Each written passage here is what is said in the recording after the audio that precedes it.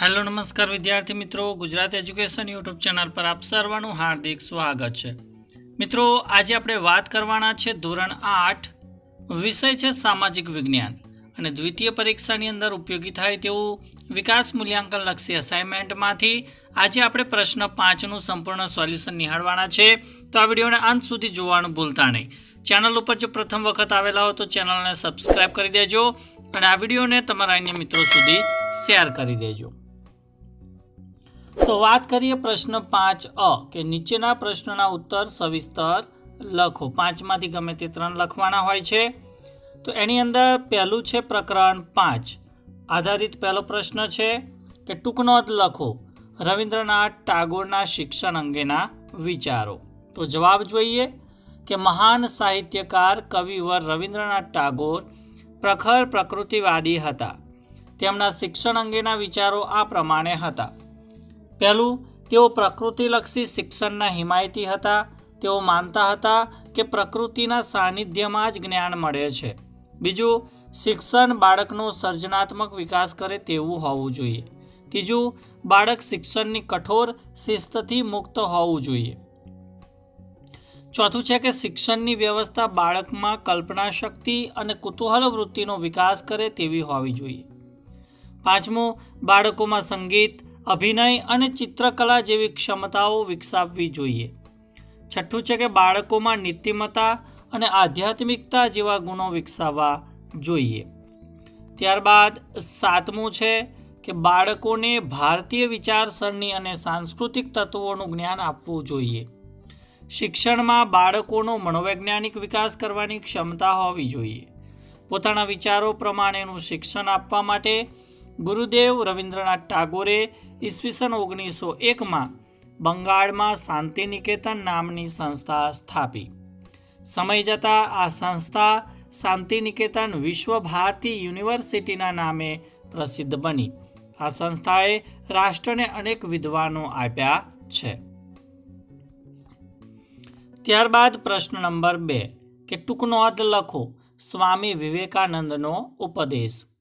તો જવાબ જોઈએ, સ્વામી વિવેકાનંદે આ પ્રમાણે ઉપદેશ આપ્યો હતો। પહેલું, સ્વામી વિવેકાનંદે સમાજ સેવા અને સમાજ સુધારણાના ઉપદેશ દ્વારા તે સમયના પ્રચલિત સામાજિક દૂષણો અને ધાર્મિક ક્રિયાકાંડોનો સખત વિરોધ કર્યો હતો।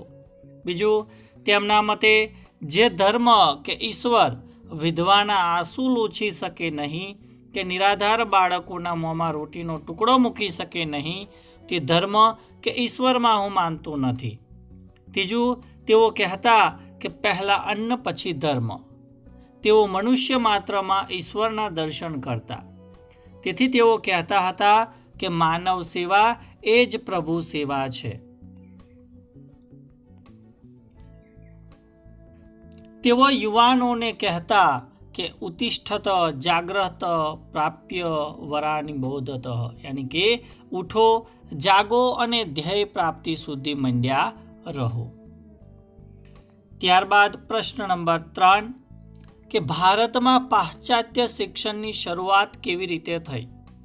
તો જવાબ જોઈએ, ભારતના કેટલાક અગ્રણી સુધારકો અને અંગ્રેજ અધિકારીઓ સમગ્ર ભારતમાં પાશ્ચાત્ય શિક્ષણ શરૂ કરવાના હિમાયતી હતા, જ્યારે કેટલાક હિન્દુઓ અને મુસ્લિમો અનુક્રમે પાઠશાળાઓ અને મદરેસાઓમાં જ શિક્ષણ આપવું જોઈએ તેમ માનતા હતા। ઈસવીસન 1813ના સનદી ધારાથી ખ્રિસ્તી પાદરીઓને ભારતમાં શિક્ષણ સંસ્થાઓ સ્થાપવાની પરવાનગી આપવામાં આવી। આ કાયદા અન્વયે શિક્ષણ માટે પ્રતિવર્ષ 1 લાખ રૂપિયા વાપરવાનું નક્કી થયું।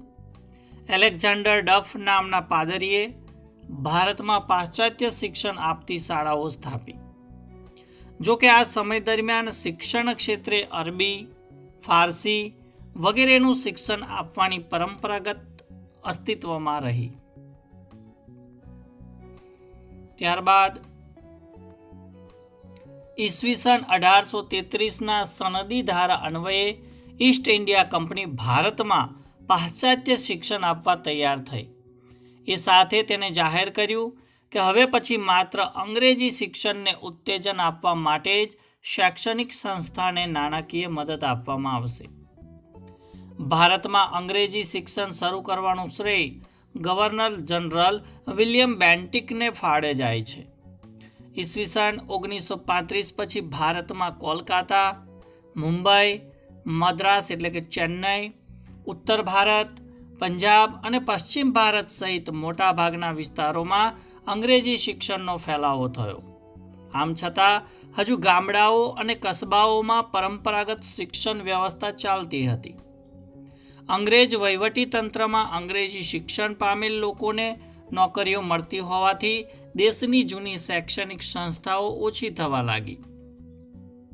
મુંબઈમાં એલ્ફિન્સ્ટન, મદ્રાસ, ચેન્નઈમાં મુનરો અને ઉત્તર ભારતમાં થોમ્સનના પ્રયત્નોથી શાળાઓ અને મહાશાળાઓની સંખ્યામાં ઘણો વધારો થયો. ઉત્તર પ્રદેશમાં પ્રાથમિક શિક્ષણના પ્રમાણમાં નોંધપાત્ર વધારો પણ થયો. ત્યારબાદ પ્રશ્ન નંબર 4 કે મહાત્મા ગાંધીના શિક્ષણ અંગેના વિચારો દર્શાવો. મહાત્મા ગાંધીએ સ્વાતંત્ર્ય સંગ્રામની સાથે સાથે શિક્ષણ માટે ભગીરથ કાર્ય કર્યું હતું. તેમણે ઈસવીસન 1936માં વર્ધા શિક્ષણ યોજના શરૂ કરી. શિક્ષણ અંગે સુધારાઓની ભલામણો કરવા તેમને ડૉક્ટર ઝાકિર હુસેનના અધ્યક્ષપણે શિક્ષણ સમિતિની રચના કરી હતી. બીજું, મહાત્મા ગાંધીના મતે સાક્ષરતા એ શિક્ષણનો અંત કે પ્રારંભ નથી, તે તો માત્ર એક સાધન છે કે જેના દ્વારા પુરુષો અને સ્ત્રીઓને શિક્ષિત કરી શકાય છે. સાક્ષરતા કે અક્ષર જ્ઞાન એ સ્વયં શિક્ષણ નથી. ત્રીજું છે કે ગાંધીજીએ પાશ્ચાત્ય શિક્ષણની સામે નઈ તાલીમ, બુનિયાદી શિક્ષણ, વર્ધા શિક્ષણ યોજના, પાયાની કેળવણી એટલે કે બેઝિક એજ્યુકેશન, ઉદ્યોગ શિક્ષણ વગેરે શૈક્ષણિક વિચારો અમલમાં મૂકી ભારતીય શિક્ષણ પ્રણાલીને ટકાવી રાખવાના પ્રયત્નો કર્યા હતા. ગાંધીજીના મતે પ્રચલિત શિક્ષણ વિદ્યાર્થીનું યોગ્ય જીવન ઘડતર કરવામાં અને તેને રોજગારી આપવામાં નિષ્ફળ નીવડ્યું છે. પાંચમું છે કે તેઓ પાયાના શિક્ષણને સ્વાશ્રયી અને વ્યવસાયલક્ષી બનાવવા ઈચ્છતા હતા. છઠ્ઠું, તેઓ માનતા હતા કે પ્રાથમિક શિક્ષણનો અભ્યાસક્રમ 7 વર્ષનો રાખવો જોઈએ, જેમાં વિદ્યાર્થીને વિભિન્ન વિષયોનું સામાન્ય જ્ઞાન અને ક્રમશઃ એક હુન્નર શીખવવો જોઈએ. સાતમું છે કે તેઓ પ્રાથમિક શિક્ષણ માતૃભાષામાં આપવાના હિમાયતી હતા. અને આઠમું છે કે તેઓ વિદ્યાર્થીઓને હસ્તકૌશલ, સુથારીકામ, લુહારીકામ, વણાટકામ અને કાંતણ ઉદ્યોગનું શિક્ષણ આપવાના આગ્રહી હતા.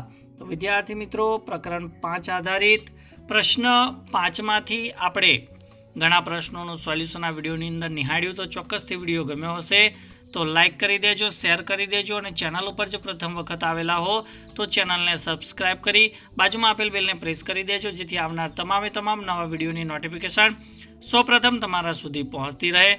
નેક્સ્ટ વિડીયોની અંદર બાકી રહેલા પ્રશ્નોના સોલ્યુશન સાથે મળીશું. ત્યાં સુધી જય હિન્દ, જય ભારત.